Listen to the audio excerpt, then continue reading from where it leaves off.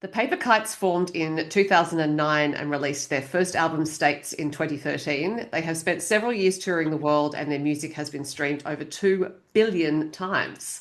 They have a new album, their seventh. If you go there, I hope you find it. And founding member Christina Lacy is here to talk about it. And I'm very happy to talk to you, Christina. Hello. Hi, Sophie. Nice to talk to you.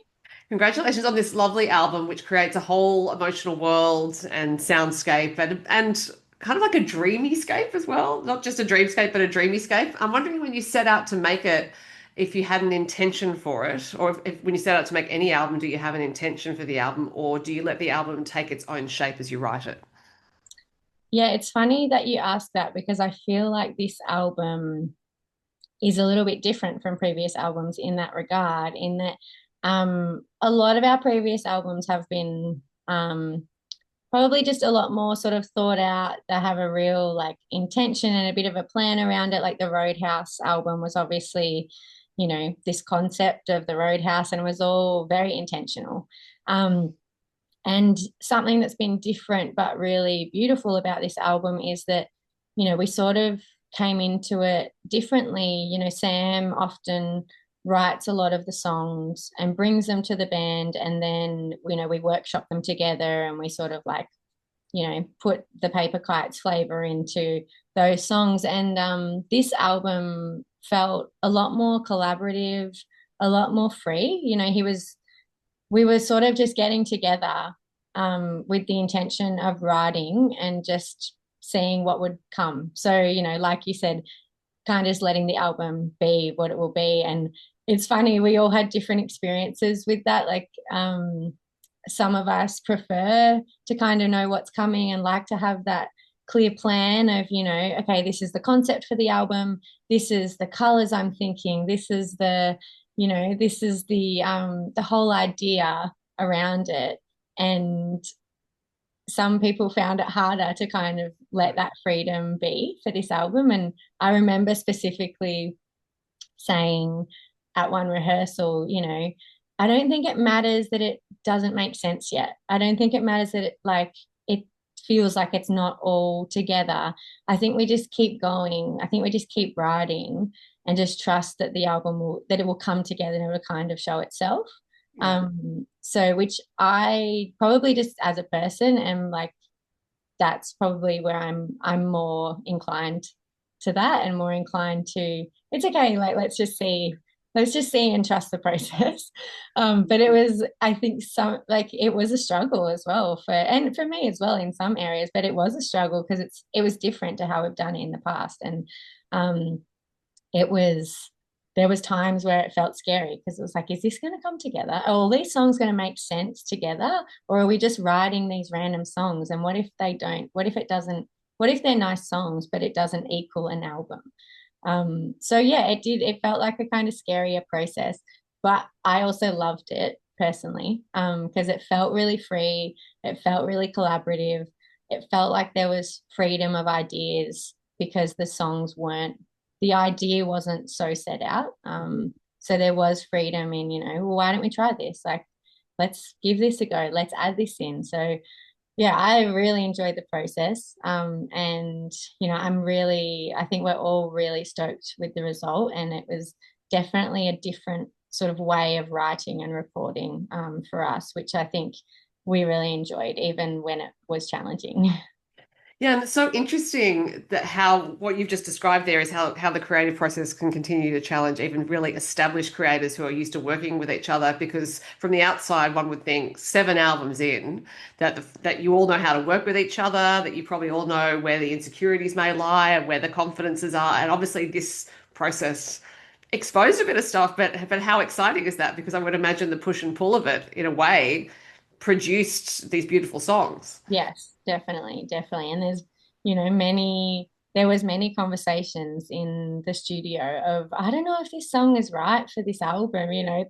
We've got a few sort of album teasers that will come out on social media in the lead up, and there's some footage, from the studio where it's like, oh, it's a good song, me saying it's a good song, but I don't think it's a good song for this album. Or, there was that push and pull of, like just trying to kind of yeah, work it out and let the songs form themselves and make sure everybody was happy with how that they were sounding.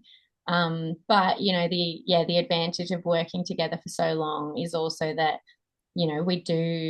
we are kind of happy to go through that sort of massaging of songs and the feelings, that you have for different songs and sounds, and sort of just like, yeah, allow that to happen in the, like when we were rehearsing them and when we were writing them, but also in the studio. And I feel like we do, we have worked together for so long now that even when it was challenging, we're happy to kind of ride that through together until we got to the end where we needed to be. And ultimately, yeah, we're really stoked with the result. I was wondering if there were songs you left on the proverbial cutting room floor, because I was reading that before you recorded your first album, you had about 30 demos. And so obviously that was an editorial process to decide which went on the first album. So I was wondering if that was actually a normal mode of working, that you created more songs than you needed and then had an editorial process together.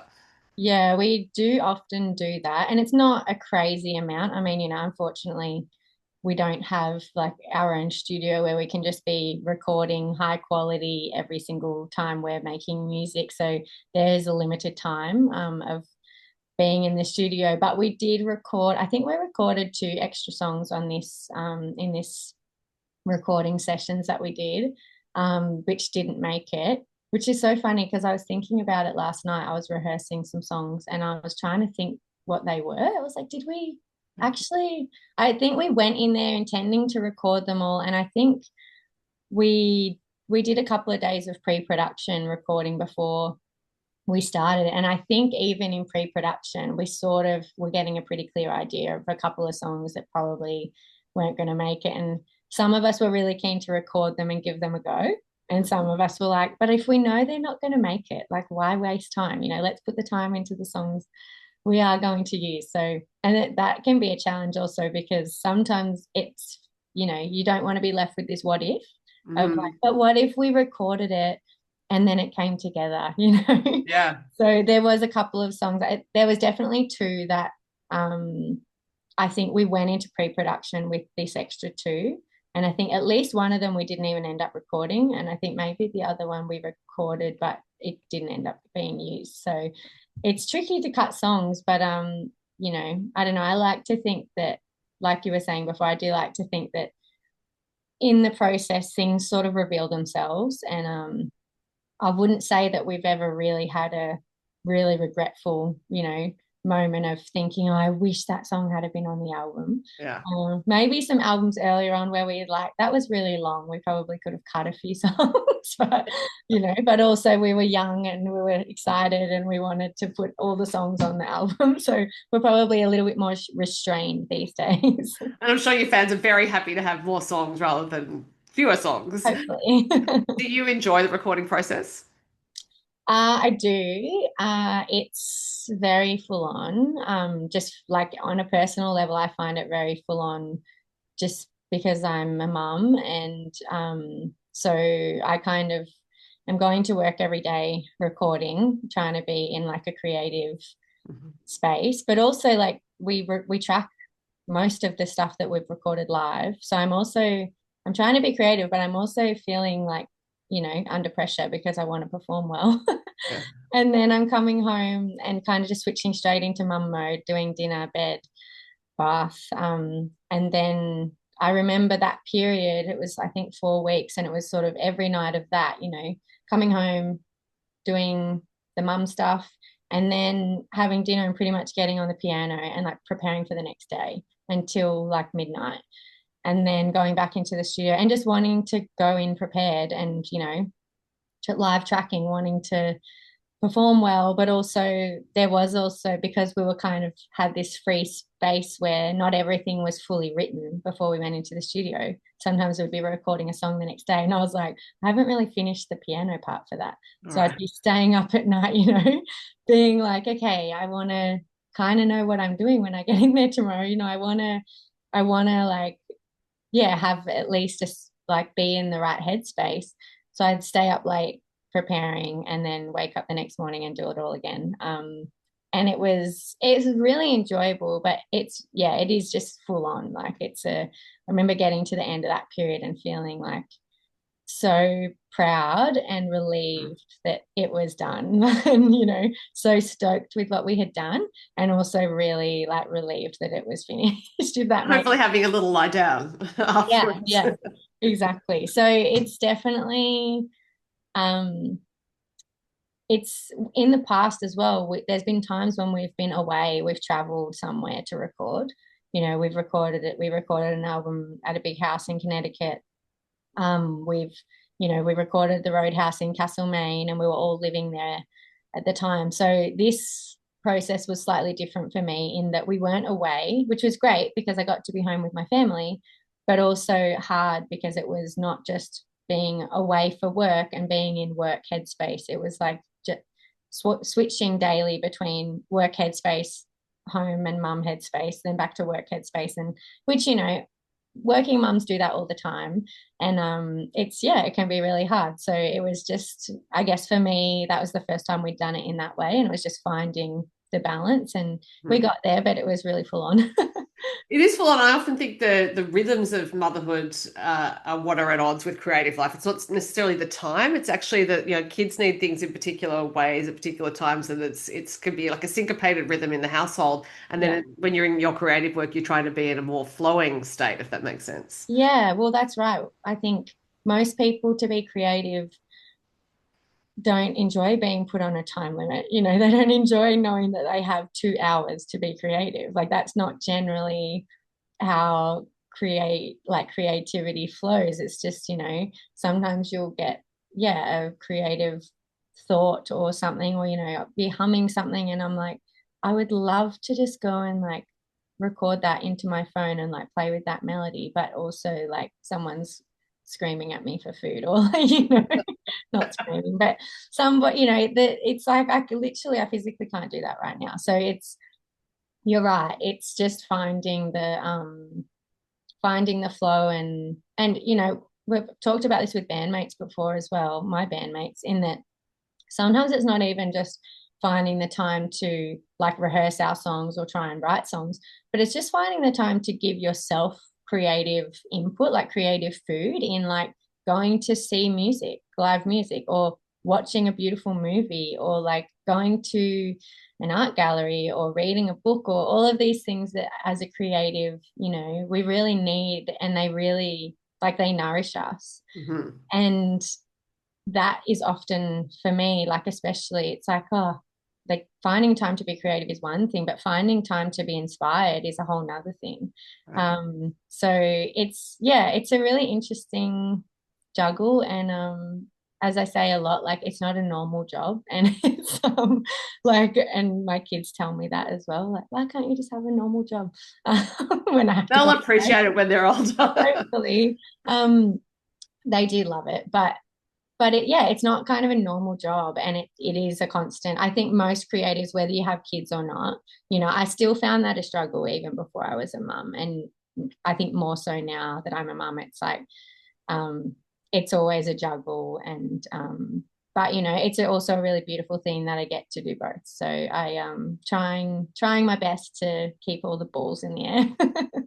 And I really love the way you phrase that time to be creative and time to be inspired, and identifying those as two separate functions because I think Yeah, often tend to think they bundled up together. yeah, that's it. Yeah. So the title of this album, which is If You Go There, I Hope You Find It, comes from you. And there's a bit of a story attached as to how it came about. So could you tell us how it came to you, where you were, and because it's also represented in the video for Change of the Wind. Yeah, it is. So I think the actual title was I think Sam sort of came up with the original sort of concept of the title, and I actually wrote the font on the bus window, which has now become the album cover, which is very cool. I didn't When I wrote it that first time, I did not think that it would be like on the front cover of the album. So sometimes I look at it, I'm like, oh, okay. I didn't really think that was going to be the album, but we're really happy with it, and it's very cool that that photo is taken. It's written on the inside of this old bus, which is on the farm that we rehearse at. Mm. So it's kind of, I don't know, it feels special that it's not just sort of, we didn't have to call someone and say, can we come to your property and like, or, can we like set up this photo shoot? It was just this organic thing of the buses outside the building that we rehearse in, and we were just kind of looking at different landscapes and wanting to capture the essence of the farm and the environment, because that's where most of the songs were written, and that sort of is a big part of the sound and a big part of this album. But yeah, I keep saying to people, I don't want to, I don't like to tell people what something should mean to them, if that makes sense. So yeah, I guess for me, like the album title is, I guess, just exploring that idea of longing and searching, and yeah, that constant like search for whatever it is, even that I'm like, search for what? Well, I don't know, like search for love, search for purpose, search for happiness. So that's up to you. Like, I don't want to Yeah. tell you I don't want to tell you what the search is for, Yeah. but it's just exploring, that search and like longing, which I think, we all have. And it's not necessarily like a bad thing of like searching because you're not content. It's just that, we're constantly searching, we're constantly longing to learn, to explore all of those things. It's not, to me anyway, it's not a negative thing of like, I hope you find it, as if you're lost and you're needing to look for something. Yeah. But yeah, in saying that, it's really nice for everybody to sort of like make their own meaning of those things, and I don't want to like tell people too much what to think. Yeah, but it sounds like almost a blessing, I hope you find it. Yeah, So yeah. I hope, well, people will find you, there's my segue, at Taronga Zoo in Sydney on February the 6th, because after the album is released, you have some shows to play here and then you're going overseas. Now, where I'm sitting talking to you at the moment, Taronga Zoo is at the end of my street, and Oh, because where I live, so amazing. when I was thinking about it, I was like, oh, they'll just be up there. Oh, So, just pop over for a cup of tea when we go. yeah. But I'm guessing, maybe, I don't know, you've been playing live for a few years. I'm guessing it's the first time you're playing in a zoo, but maybe not. Well, so we have actually played Taronga Zoo one time before. Oh, I'm gonna say 2010, I think. But I actually wasn't playing that show because it would have been around the same time, and I just had my first son. So Right. yeah, so we had somebody filling in for me. So it's my first time playing Taronga Zoo, so I'm really excited. But the band did play in 2010. Yeah, so but I remember them raving about the show, and I know all of the things that I've been to like that. We have some similar things in Melbourne at different like sanctuaries, where it's like twilight, and there's music playing, and it's a summer night and the sun's going down and it's really beautiful. And so yeah, every time I've been to something like that, it's always been such a beautiful experience. So it'll be really cool to do that at the zoo, with all the animals listening, It hanging is out with us. it is a lovely setting because I've been Yeah. to some of the Twilight Torongas before. And then you're also heading to Brisbane to play with Bernard Fanning. Now, my last question is going to be, with 7 albums, how do you manage to curate your set list? Is it an argument? Is it like you just don't cover some albums? It's a lot of material. It's a lot of material now, and it's one of those jobs that we like often are like putting off because we're like, oh, we have to write a set list for this. And this tour set list was, I wouldn't say it was really hard, but definitely had a lot of thought and a lot of conversations put into it. Um, and I think we've just tried to, we want to play heaps of new songs, but we've also just tried to, um, you know, we want to give the fans like those songs that are special to them. And it's sometimes, as an artist as well, you really want to just be playing your new stuff because that kind of represents where you're at now. Hmm. And it can be hard to kind of like go back and play those really old songs, but it's also really nice to kind of acknowledge that those songs are really special to people. And some people are really, you know, feel really like proud that they've been around since that first EP, you know, and it's so nice to acknowledge that and give them a really special moment at a show where they, you know, if they've never seen us before, they get to hear that song live for the first time that they've been listening to for 10 years, or, you know, I Yeah. know that feeling Yeah. when Right. I've seen artists. So, you know, we always try and keep that in mind. And this set, I think we're trying to pull in a few older songs that we haven't played much or we haven't played, you know, in nearly 10 years. But we're also, you know, there's a lot of favorites that will be in there and obviously heaps of the new material. So yeah, I'm actually so excited to play this set. I feel like it's the most um you know, sometimes preparing for tours, like we'll have been coming off the back of something else and you know, we're prepared, but you know, it always feels like a bit of a rush and we're sort of like, you know, takes a few shows till we're all getting in the groove. And it's been nice to kind of, we've had this set list written for a long time now. We went into the studio and we recorded the set in the studio just to kind of like get the transitions right and send it to our team so that they could all, you know, that it could be used to help like the production be put together and all of that. So it just feels, I don't know, it feels really intentional and it feels like exciting to kind of be like working collaboratively with our team just to create a really special show. Mhm. And I think, you know, hopefully that translates on these live shows when we start doing this album cycle. That, you know, that translates and people really feel like it's a special show because yeah, it feels like, yeah, we do. We have a lot to play. And I think it's the longest set that we've ever played, which is Yeah. exciting. So yeah, it's going to be so good to get it out on the road. It's going to be really nice.